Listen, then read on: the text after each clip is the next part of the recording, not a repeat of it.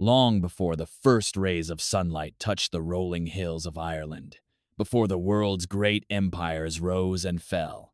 A silent giant waited beneath the morning sky. Newgrange, a massive, grass-covered mound, stood quietly in the Boyne Valley, its presence both familiar and mysterious to those who lived nearby. For generations, shepherds grazed their flocks on its slopes, and farmers tilled the earth around it, never fully grasping the secret that lay beneath their feet. To the untrained eye, Newgrange might have seemed like just another hill, but beneath its green surface, stones older than memory formed a passageway into darkness, a place built with a purpose that would puzzle and inspire for thousands of years. Local legends called it the Passage Tomb, a resting place for ancient kings, or perhaps a doorway to another world. Yet, the truth was even more astonishing. The story of Newgrange's rediscovery began in the late 60s, when a landowner searching for building stone stumbled upon a hidden entrance, half buried by rubble and tangled roots. What he found was not a simple cave, but a carefully crafted corridor lined with massive stones, each one marked with swirling carvings, spirals, zigzags, and lozenges, etched by hands long vanished. The air inside was thick and still, heavy with the weight of centuries. Those first explorers could sense it. This was no ordinary place. For years, Newgrange remained a curiosity, its secrets locked away. It wasn't until the mid-20th century that its true story began to unfold. Professor Michael J. O'Kelly, a determined archaeologist with a keen eye for detail, led a team to uncover the mound's mysteries. Their work was painstaking. They discovered that thousands of tons of stone had been hauled from miles away, and that the mound was once encased in a dazzling white quartz facade, gleaming in the sunlight like a beacon across the valley. But the most remarkable discovery was yet to come. Above the entrance, O'Kelly noticed a narrow opening, a roof box unlike anything seen in other ancient monuments. Its purpose was unclear. Was it for air, for spirits, or something else entirely? The answer would come not from guesswork, but from the sky itself. On the morning of the winter solstice in 1976, O'Kelly and a small group gathered inside the passage, shivering in the cold darkness. As the sun rose, a thin beam of golden light pierced the roof box, slowly creeping along the stone floor. The light grew inch by inch, illuminating the ancient carvings and finally reaching the heart of the chamber. For 17 minutes, after a year of darkness, the inner sanctum was bathed in sunlight. It was a moment of awe, a perfect alignment of earth and sky, engineered by people who lived more than 5,000 years ago. If you're enjoying this story, don't forget to like and subscribe for more stories that bring history's greatest mysteries to life. This was no accident. Newgrange was not just a tomb, but a monument to the sun, a calendar built in stone.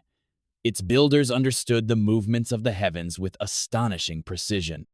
Long before the pyramids of Egypt or the stones of Stonehenge, they had created a structure that marked the turning of the year, celebrating the return of light after the longest night. The implications were profound. The people who built Newgrange were not primitive. They were skilled engineers, artists, and astronomers, deeply connected to the rhythms of nature. The passage into the mound was more than a physical journey. It was a symbolic passage from darkness to light, from death to rebirth. For those ancient people, the winter solstice was a time of hope, a promise that life would return.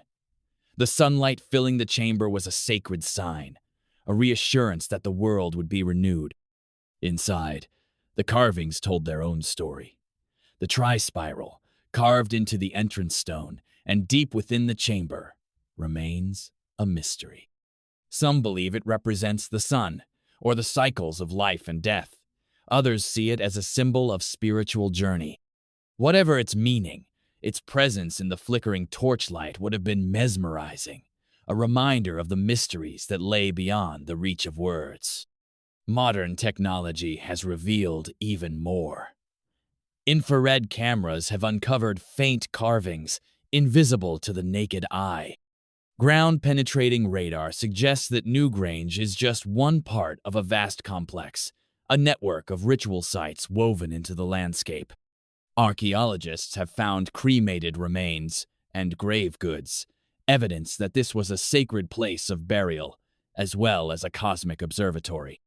Newgrange stands today as a testament to human ingenuity and spirit.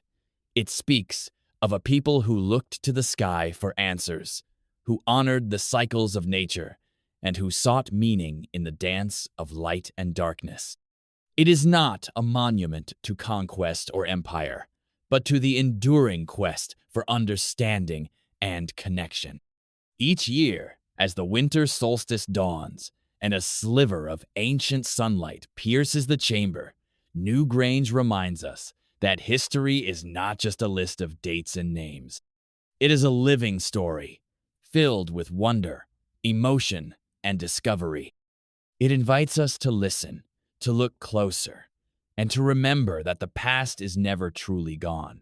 It lives on in the stones, in the stories, and in the light that still finds its way home. So, as you watch the golden sun illuminate the heart of Newgrange, ask yourself, what other secrets lie waiting beneath our feet, ready to dazzle and inspire a new generation of explorers? The story of Newgrange is far from over. It is a conversation across the ages, a reminder that we are all part of the same cosmic dance, a dance as old as time itself. If you enjoyed this journey into the ancient world, don't forget to subscribe, like, and share. There are countless more mysteries waiting to be uncovered, and together, we'll keep exploring the wonders of our shared past.